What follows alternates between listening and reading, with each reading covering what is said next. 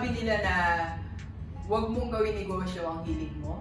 Gawin mo daw negosyo kung anong kailangan ng tao. Do not follow your passion.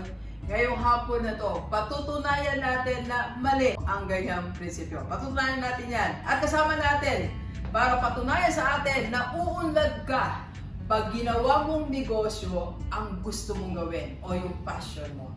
Kasama natin, Sir Kens. Hi, Kens. Hello po, ma'am. Kamusta ba? Okay lang po. Si Kens po, konting background lang ha. Kasama ko sa church before. Bata pa to, nag-aaral pa naman. High school, no? High school college. High school days. Hanggang nag-college siya, hanggang sa napunta siya sa fire. And then nakita ko sa FB, eto na, meron na siyang negosyo. At hindi siya basta negosyo. A thriving business na merong multiple revenue streams of income in one business. Pag-usapan natin. So, from fireman, nag-resign ka, no? Okay. Yes, ma'am. So, ipinagpalit mo yung pinaghirapan mo na profession para dito sa negosyo na to. Yes, ma'am. Anong dahilan? Bakit iniwan mo yung secured na job, no? Kasi nasa fire department ka, no? Bakit mo iniwan yun to think na secured na ang future mo doon? So, bali sa fire, okay naman. Talagang maganda yung salary. Talagang sobrang sulit din yung pasakot ng government. Oh. Kaya Madami lang, benefits, no? Madami pong Madami benefits. bonus. Marami rin bonuses, siyempre. Pero talagang passion ko yung pagtugtog. Kaya yun, hanggang sa bigla ko na lang naisip na parang walang music store dito sa Bataan. So pagka kailangan ko ng strings, ng accessories, kailangan pa bumiyahe ng Pampanga or Manila umorder para magkaroon lang ng paggagamit. So yun, nakita ko yung kakulangan dito sa Bataan, kaya naisip kong una magtinda muna ng accessories habang nasa service ako ng fire. Tapos hanggang sa dumating yung point na marami na ako naging clients. Nag-set up na rin ako, nag-repair ng mga guitars, bass, and even yung mga piano hanggang sa matutunan ko siya. So nagsimula ka dun sa, meron parang wala, may kulang, no? Yes, ma'am. May kulang dito sa Bataan. Yes. Walang nagtitinda. So naging, paano siya pumasok na isip mo? Parang meron kang aha moment na, uy, eto, pwede parang itong naging negosyo. Ayun. Una, parang nagda-doubt pa ako kasi nga pag pinasok ko tong business na to, baka mamaya walang bumili. Kaya inano ko muna yung strings.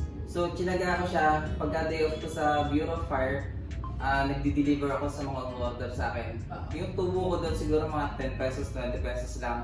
Nung una, kasi nga medyo maliliit lang yung mga items. So itong store na to, nagsimula lang yan sa string na kumikita ng pesos. Opo. Pero ngayon, hindi lang string, no? Yes, ma'am. Meron na siyang store at doon sa kabila, yun ang Repair shop. repair shop. Before po kasi sa bahay lang ako nag-start.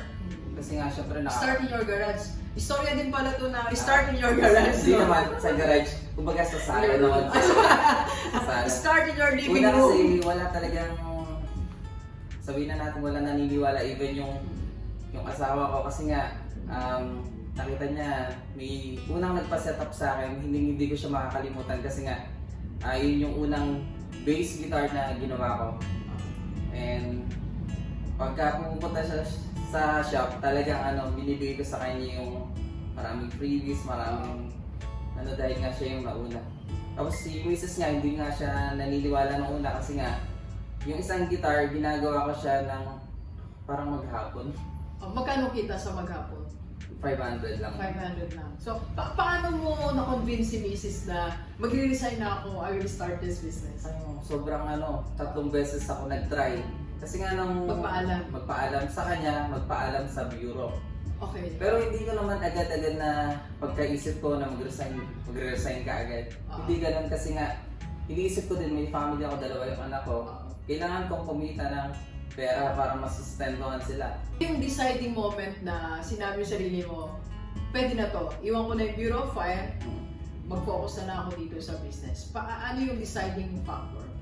Siguro nung nakita ko na dumadami na yung shop, nagkaroon ako ng studio sa harap ng bahay, nakapagpatayo na ako. Kumbaga naging tulay yung sahod ko sa BFP para makapag-produce ng mga ganitong shop. So, ibig sabihin, kumikita na, napapantayan na yung Yes, ma'am. sweldo mo sa Bureau of Fire. Or more, no? More na po. Kasi hindi ko naman siya ipagpapalit kung mas lower yung makukuha ko. So, sa business na to, nakita ko na kapag porsigido ka, saka mas masipag ka, talagang yung isang araw, parang isang buwan na sa bureau, parang gano'n. Talaga? So hindi yun nakikita ng iba, parang inisip na paano babalik na to kasi safe ka na. Parang di ka maintindihan. Kasi ito po para sa atin lahat, marami sa atin we desire na mapasok sa gobyerno. Sobrang Tama, di ba? Pag naisip mo yung training mo, hindi ka nahilayang. Kasi sana ang unang training mo, Pampanga. Pampanga, tapos Laguna. Oo, yung Sobrang pinakamahirap. hirap ng training. Talagang bumagsak yung katawan ko, naging sobrang itim ako nun. Talagang nakalumata kung tawagin ba. Pero, Nakita ko graduation mo eh, parang... yes ma'am, Ayan, talagang no? hindi nila ako makilala. Oo. Isang linggo pa lang nung umuwi ako. Talagang halos maiyak sila. Kasi nga sa hirap na dinaanan namin. So yun, pinagpalit ko yung ganong hirap kasi nga nakita ko yung mas lalago ako dito. Saka dito talaga yung passion ko, tapos mas marami yung kinikita ko na dito. Tsaka from there, naka-create ka ng different streams of revenue. Una, kumikita tayo sa sales. Okay. Second, Yung sa mga repair. repair. Yun yung Setup. repair shop. Yes po, sa kabilang shop. Repair, iba pa yung setup. Pag nag-setup ka. Halos pareho na. Almost the same. Yes. Then, may tutor ka pa, no? Yes ma'am, sumasideline pa ako. Oo. The same din, no? Dito rin siya. Mga guitar lesson. Guitar lesson. Okay. And of course, meron ka rin merchandise, no? Yes po, yung mga ano namin, shirt, makeup din kami. Ayun. Imagine mo from a passion, one passion, nag-create ng multiple sources of income. Galing, no? So ngayon, sa future, Kens, ano pa yung nakikita mong pwedeng magbigay sa'yo ng income? This business space na pwede pa siya makakreate ng higit pa sa 5 source of income. Sobrang dami ko kasi naiisip Oo, ko. ano? Talagang hindi rin napapagod yung utak ko kakaisip. Oo. Kasi sa ngayon, meron akong showroom, tapos repair shop. Tuturo din ako. At the same time, meron din akong studio dun sa bahay. Oo. Siguro Ano mas yung- malaki ng konti dito Oo. yung space. Anong nangyayari sa studio mo? Rehearsal studio siya. Kung saan yung mga estudyante or mga banda, dun sila nagpa-practice. Nire-rent nila yun? Nirarap nila yan. Galing mo. Fully, puno yung gamit doon, saka syempre fully air conditioned din. Na kung saan nag-generate din ng income sa akin. And siguro yung next na plano ko is yung lights and sounds naman.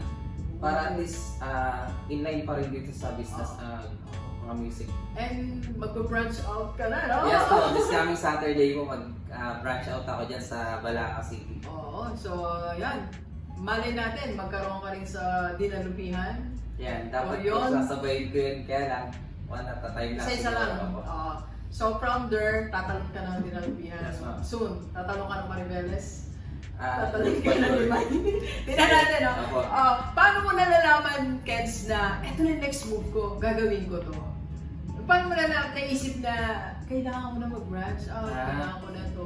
Siguro sa mga clients ko na rin, ma'am. Okay. Kasi nga, marami akong clients from Maribeles, Baga, Morong. So medyo parang nalalayuan din sila minsan. Pero syempre, talagang gusto nila sa akin magpagawa. Since 2020, talagang sukay ko na sila. Parang gusto ko ilapit na rin sa kanila yung shop. So, ang naging sikreto mo ay nag-focus ka kung ano yung kailangan ng Yes, clients ma'am. mo. Hindi ka lumayo doon. Hindi po. Kung ano You have the same clients, no? Yes, ma'am.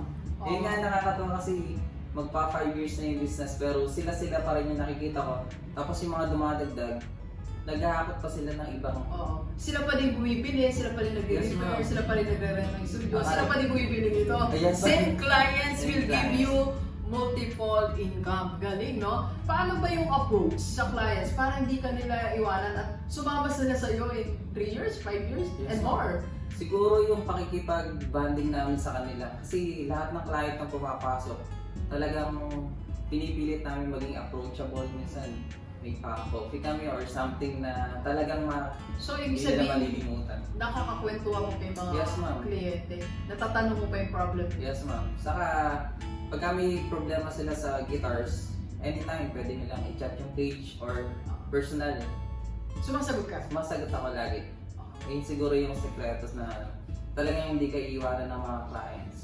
Sa ano, Kens, kasi nakita ko, nakaago ng pansin sa akin, kaya kita minessage, kasi meron siyang corner, meron kang corner. Paano mo naisip na lahat ng bibili? Magpo-post doon. That's your marketing napakaganda ng marketing strategy. Yes, ma'am, para makilala din yung shop na, kumbaga yung signature ng Guitar Guitar Habit. Habit. Pag nakita nila na picture, sa Guitar Habit yan.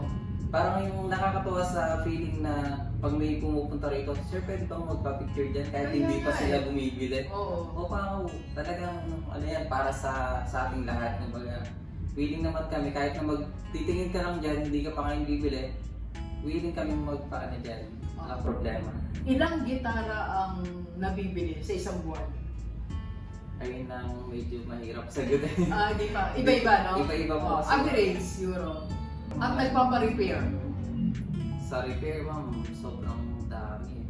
Madami. Siguro mga at least mga 20 to 30. 50, mga ganyan. Basta ganyan yung Mga range. 50, 20 to 50 ang nagpapa-repair. Oo. Madaming repair. Yun ang malaking income. Yes, ma'am. Kasi services, no? Oh. Ayun, Kens, sa mga nagsasabing don't follow your passion in starting a business. Ano masasabi mo doon sa mga nag-a-advise na do not follow your passion when you are starting a business? Kasi sa'yo, iba yung ginawa mo, you follow your passion. So anong advice mo doon sa mga teenager, mga kasing edad mo, mga estudyante pa lang, sa pagninegosyo about your passion? Siguro hanapin mo yung business na malakas ka. Kasi feeling ko talagang hasang-hasa na ako sa music eh. Kaya Master mo na kasi oo, high school pa lang. lang naggigitara ka na, no? Yes, ma'am. Oh. Siguro yun yung naging way, kumbaga, kumpleto na yung skills ko. Kaya mas marami ng taong nagtitiwala dito sa mga products namin.